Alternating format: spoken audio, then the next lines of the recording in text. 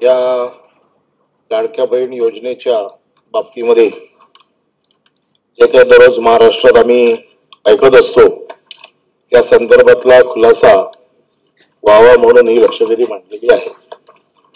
या लक्षवेधीच्या माध्यमातून खरं म्हणजे ही लक्षवेधी ज्या लाडक्या बहिणींची मतं घेऊन हे सरकार सत्तेत आलं त्या लाडक्या बहिणींना खरोखर या योजनेचा लाभ मिळणार आहे का, त्याच्यातल्या किती बहिणी अपात्र होणार आहेत, अपात्रतेचे निकष जर आता लागवायचे असतील तर हे योजना लागू करताना किंवा ते पहिले जे 2 हप्ते 4 हप्ते जे दिले ते हप्ते देताना लावले गेले नाहीत, या सगळ्यांची कारण मीमांसा करणारी लक्षवेधी आहे। आणि म्हणून माझा स्पेसिफिक प्रश्न आहे की या लक्षवेधीसाठी किंवा या योजनेसाठी सरकारने केलेली तरतूद ही एकूण पात्र सगळ्या ज्या बहिणी आहेत यांचा जो काही खर्च आहे तो आपण केला आणि ते केल्याच्या नंतर आपण अपात्र करायला सुरुवात केलेली आहे। आता हा जो आकडा आलेला आहे की जवळजवळ 2.3 लाख महिला या दोन योजनांचा लाभ घेत आहेत। आपण ज्या वेळेला एखादी योजना करतोय आणि त्यांना डीबीटी वरती देतोय, आता ज्या वेळेला डीबीटी वरती देतोय ते एका क्लिक वरती कळतं नाव टाकलं की ही महिला कुठली कुठली योजना घेते म्हणून, दुसरा लाभ घेताच येत नाही। मग त्यांना कशाच्या आधारावरती तुम्ही पैसे दिले? म्हणजे थोडक्यात आपण जे आता दुसरा एक 6.5 लाख लाभार्थी नमो शेतकरी तसा मुख्यमंत्री लाडकी या दोन्ही योजनांचा लाभ घेत आहेत। मग हे अशा प्रकारे 2-2 योजनांचा लाभ घेणाऱ्या ज्या काही महिला असतील यांनी सरकारची फसवणूक केली आहे। या फसवणुकीच्या बाबतीत सरकार या 2-2 योजनांचा लाभ घेणाऱ्या महिलांवरती काही कारवाई करणार आहे का, आणि ती कशाच्या आधारावरती करणार? आणि ज्या अधिकाऱ्यांनी अशा प्रकारे 2 योजना घेणाऱ्या महिलांना म्हणजे 2 योजनांचा लाभ घेणाऱ्या महिलांना पैसे दिले म्हणजे सरकारच्या पैशाचा अपव्यय केलेला आहे, अशा अधिकाऱ्यांवरती कारवाई करणार का? आणि तिसरा प्रश्न, आपण जी घोषणा केलेली आहे की 2100 रुपये आम्ही पुढच्या अधिवेशनापासून म्हणजे या मार्चच्या अधिवेशनापासून म्हणजे पुढच्या बजेट पासून आम्ही देऊ, मुख्यमंत्र्यांनीच केलेली आहे। सजर होतं नाही, मुख्यमंत्र्यांची घोषणा आहे की 2100 रुपये आम्ही अर्थसंकल्पाच्या वेळेला देऊ। तुमचं जाहीर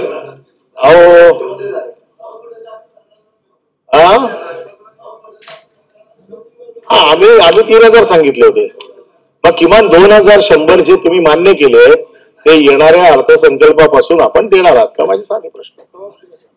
सभापती महोदय, सन्माननीय सदस्य महोदयांनी या ठिकाणी विचारल्याप्रमाणे खरं तर एक महायुतीच्या सरकारची सर्वात महत्वाकांक्षी योजना म्हणून आपण ही मुख्यमंत्री माझी लाडकी बहीण ही योजना घोषित केली आणि घोषित केल्यापासूनच साधारणपणे विरोधकांची टीका असेल ही त्याच्यावर होत राहिली, पण महिलांनी आणि लाडक्या बहिणींनी या योजनेला अतिशय उद्दंड असा प्रतिसाद दिला। आम्ही ज्या वेळेला जुलै महिन्यामध्ये याचं रजिस्ट्रेशन सुरू केलं त्यावेळेसपासून आतापर्यंत जवळपास 2,63,00,000 इतके अर्ज हे या ठिकाणी आपल्याला विभागाकडे प्राप्त झाले।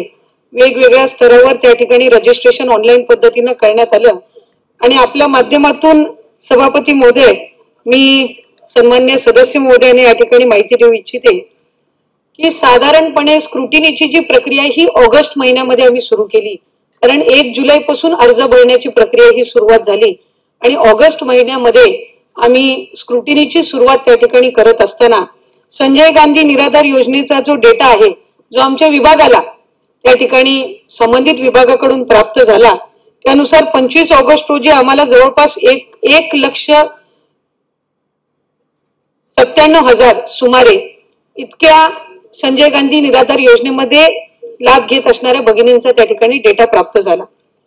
ही प्रक्रिया जी आहे ही साधारणपणे रजिस्ट्रेशनची सुरू असल्यामुळे त्या टप्प्यात जसे जसे अर्ज होत गेले तशा पद्धतीने संजय गांधी निराधार योजनेचे किंवा इतर जे काही योजना आहेत याचा जो डेटा आहे तो त्या ठिकाणी प्राप्त होत गेला।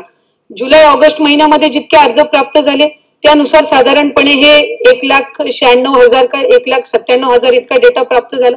तो त्याच वेळेला स्क्रुटिनी मधून आम्ही बाद केला. त्यानंतर सप्टेंबर महिन्यामध्ये जे रजिस्ट्रेशन झालं त्याच्यामध्ये साधारणपणे सप्टेंबर ऑक्टोबर महिन्याचा जवळपास 2,54,000 इतका साधारणपणे संजय गांधी निराधार योजनेचा आम्हाला डेटा प्राप्त झाला. त्याच वेळेला तत्कालीन तशी आम्ही त्या पद्धतीनं कारवाई करत गेलो. मधल्या कालावधीमध्ये नोव्हेंबर असेल, ऑक्टोबर असेल, नोव्हेंबर असेल, डिसेंबर असेल, या कालावधीमध्ये आचारसंहिता होती आणि त्या आचारसंहितेच्या कालावधीमध्ये स्क्रुटिनीची जी प्रक्रिया आहे ही संपूर्णपणाने त्या ठिकाणी बंद होती. या व्यतिरिक्त सुद्धा प्रत्येक जी स्कीम असते ही स्टँड अलोन स्कीम असते आणि त्यामुळे त्याचा जो डेटा आहे तो आम्ही इतर विभागाकडून मागत असतो. त्याचा डेटा काही आम्ही ऍक्सेस परस्पर करत नसतो. ही कुठलीही योजना आपण संजय गांधी निराधार घेतलीत किंवा अन्न व नागरी पुरवठ्याची असणारी जी काही आनंदाचा शिधा असेल किंवा इतर ज्या योजना असतील ह्या सुद्धा इतर विभागाकडून त्याचा जो डेटा आहे हा प्राप्त करून घेत असतात. आपण त्याच्या डेटाचा ऍक्सेस काही परस्पर कुठलाही विभाग एकमेकाच्या डेटाचा ऍक्सेस काही करत नसतं. त्यामुळे जसा जसा डेटा प्राप्त होत गेला त्या पद्धतीनं या ठिकाणी आपण जी संबंधित आहे ती कारवाई करत गेलो.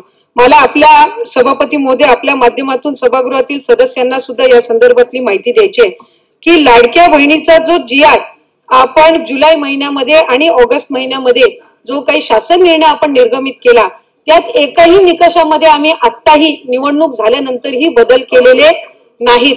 एकही निकषामध्ये आपण बदल केलेले नाहीत. या निकषाला अनुसरूनच आपण जी काही आहे ती प्रक्रिया आणि कारवाई ही करत गेलेलो आहोत. या व्यतिरिक्त जे काही जिल्हा स्तरावरून स्थानिक प्रशासनावरून जशा जशा तक्रारी प्राप्त होत गेल्या त्या तक्रारींच्या बद्दलची जी काही कारवाई आहे ती योग्य पद्धतीने आपण करण्यात आली. आपल्याला RTO विभागाकडून परिवहन विभाग जो आहे यांच्याकडून सुद्धा आपल्याला त्यांच्याकडे असणारा जो डेटा आहे तो सुद्धा आपल्याला जसा जसा प्राप्त होत गेला त्या पद्धतीनं आपण त्याच्यामध्ये लाभार्थ्यांची जी संख्या आहे ज्या पात्र ठरतात त्यानुसार करत गेलो. मला आपल्याला सभागृहातील सदस्यांना आपल्या माध्यमातून सभापती महोदय आणखीन एक माहिती द्यायची आहे. ज्या वेळेला जुलै महिन्यामध्ये या योजनेचं रजिस्ट्रेशन सुरू झालं त्यावेळेला सुमारे 50 लक्ष महिला अशा होत्या ज्यांचं अकाउंट आधार सीडेड नव्हतं, बँकचं अकाउंट. आणि कुठल्याही योजनेचा लाभ देत असताना आधार सीडिंग ही याही योजनेच्या आपल्या निकषामध्ये आपण त्या ठिकाणी ठेवलेली होती. आणि ज्या वेळेला आपण ही योजना घोषित केली त्यावेळेला जवळपास 50 लक्ष महिलांचे अकाउंट आधार सीडिंग करून घेण्याचं प्रक्रिया सुद्धा ही आपल्याला करून घ्यायची होती. त्यामुळे जसे जसे अकाउंट आधार सीडेड होत जातात तशा पद्धतीनं या पात्र महिलांना त्यांच्या खात्यामध्ये हा लाभ जो आहे हा वितरित केला जातो आणि त्यानुसार ही संपूर्ण प्रक्रिया ही सुरू आहे. जशी जशी आम्हाला संबंधित विभागाकडून माहिती येते त्यानुसार आपण करत जातो. दुसरी महत्वपूर्ण गोष्ट ही जी योजना आहे ही 21 ते 65 या वयोगटातील महिलांना आहे. म्हणजे दर महिन्याला जसं 65 वयोगट उलटून ज्या महिला त्या ठिकाणी तो वयोगट पार करतील त्या योजनेच्या निकषातून बाहेर पडणार आहेत. त्याच्यामुळे ती संख्या सुद्धा ही दर महिन्याला अपडेट होत जाणार आहे आणि त्यानुसार जी लाभार्थ्यांची संख्या आहे याच्यामध्ये बदल होणार आहे. दरवेळेला सुमारे नाही म्हटलं तरी आता 1,20,000 इतक्या ज्या महिला आहेत ह्या 65 वयोगटाच्या पुढे गेलेल्या आहेत. त्यामुळे त्या ह्या योजनेमध्ये आता पात्र ठरत नाहीयेत. काही अशा स्त्रिया सुद्धा आहेत जे विवाह होऊन इतर राज्यामध्ये त्या ठिकाणी जात असतात, स्थलांतरित होत असतात. त्यामुळे ही जी प्रक्रिया आहे ही ऑनगोईंग आहे आणि मला आपल्या सभापती महोदय माध्यमातून सन्मान्य सर्व सदस्यांनी या ठिकाणी सांगायचंय की आज जवळपास 2.5 कोटी इतक्या महिलांपर्यंत या योजनेचा लाभ आपण पोचवत असताना दरवेळेला त्या महिलांना आपण अशा पद्धतीनं त्यांच्या खात्यावर ज्या वेळेला हा निधी आम्ही सन्मान निधी जमा करत असतो त्यावेळेला महायुतीच्या सरकारचं त्या योजनेचं या संबंध माता भगिनी लाडक्या बहिणी अभिनंदनच करत असतात. त्यांच्या आयुष्यामध्ये आलेला हा सकारात्मक बदल हा त्यांना जाणवत गेला आणि त्याचे पडसाद कुठं ना कुठं तरी आपल्याला त्या ठिकाणी निवडणुकीच्या कालावधीमध्ये पाहायला मिळाले असतील. 2100च्या संदर्भातलं आपण त्या निमित्ताने उल्लेख केला.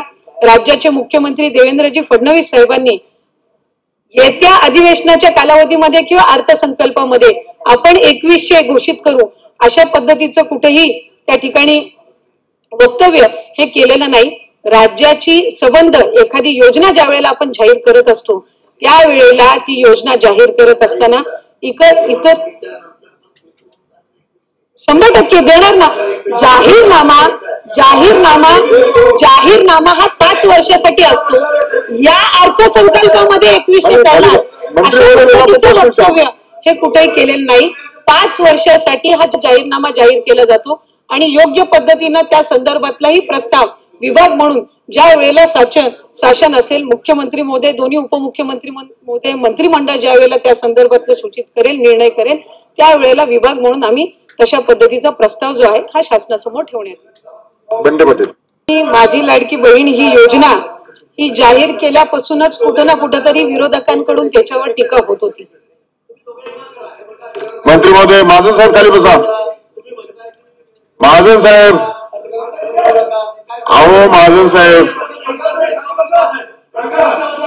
त्यांना तसे निर्देश देतो मी, तुम्ही आपण खाली बसा.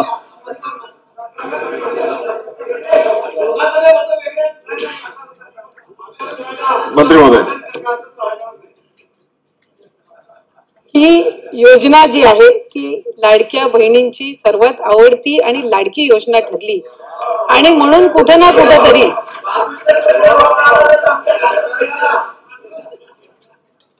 आणि त्यामुळे ज्या वेळेला अशा पद्धतीची योजना घोषित होते त्यावेळेला जवळपास 2.5 कोटीपेक्षा जास्ती महिला या आपण लाभार्थी म्हणून या योजनेसाठी येतील, हे रजिस्ट्रेशन होईल, ही साधारणपणे सुमारे ही विभागाकडे त्या ठिकाणी प्राप्त होती. सन्माननीय सदस्य महोदयांना मी आपल्या माध्यमातून सभापती महोदय सांगू इच्छिते, ऑगस्ट महिन्यामध्ये पहिला लाभ ज्या वेळेला आम्ही वितरित केला त्यावेळेला 1,59,00,000 महिलांना आम्ही तो लाभ वितरित केला. सप्टेंबर महिन्यामध्ये जसं जसं रजिस्ट्रेशन वाढत गेलं तसं जवळपास 2,20,00,000 पेक्षा अधिक महिलांना वितरित केला.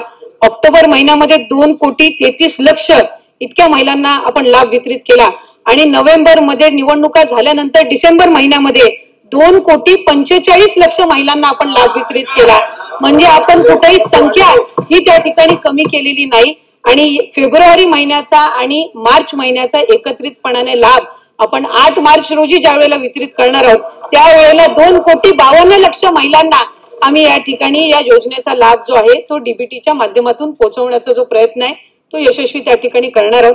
त्यामुळे कुठेही आम्ही लाडक्या बहिणींना त्या ठिकाणी इथे त्यांच्यासोबत दुजाभाव किंवा निवडणुकीच्या आधी एक धोरण आणि निवडणुकीच्या नंतर दुसरं अशा पद्धतीचा कुठेही आम्ही दुजाभाव त्या ठिकाणी करत नाही आहोत. खरं तर वास्तविक पाहता महिलांसाठी पहिल्यांदाच त्यांना आर्थिकरित्या सक्षम करणारी ही योजना महायुतीच्या सरकारने आणली आणि कुठे ना कुठेतरी महिलांच्या आयुष्यामध्ये तो आनंद त्या ठिकाणी आणण्याचा प्रयत्न केला. या योजनेची भीती ही विरोधकांनी त्या ठिकाणी घेतली म्हणून जाहीरनाम्यामध्ये 3,000 आम्ही त्यांना देऊ अशा पद्धतीचं आपण त्या ठिकाणी घोषित सुद्धा केलेलं होतं. जाहीरनामा आम्ही त्या ठिकाणी 1500चा लाभ हा ठिकाणी उपलब्ध करून देत असताना राज्यावर किती आर्थिक संकट आले अशी टीका करणारे विरोधक त्यावेळेला 3,000 हे कुठून आणणार होते याचं स्पष्टीकरण मात्र त्यांच्याकडे नव्हतं. त्यामुळे 1500ची ही जी योजना आणलेली आहे ती यशस्वीरित्या आम्ही लाडक्या बहिणींपर्यंत पोहोचवण्याचा प्रयत्न करत आहोत. या उलट महायुतीच्या सरकारने महिलांना आर्थिक साक्षर करण्याच्या दृष्टिकोनातून, फायनान्शियल लिटरसी त्यांच्यामध्ये आणण्याच्या दृष्टिकोनातून ही अधिकाधिक प्रभावीपणे राबवण्याचा पुढच्याही कालावधीमध्ये जो योग्य तो निर्णय आहे तो राज्याचे मुख्यमंत्री देवेंद्रजी फडणवीस साहेब यांच्या नेतृत्वाखाली, दोन्ही उपमुख्यमंत्र्यांच्या नेतृत्वाखाली मंत्रिमंडळाने आम्ही त्या ठिकाणी घेतलेला आहे.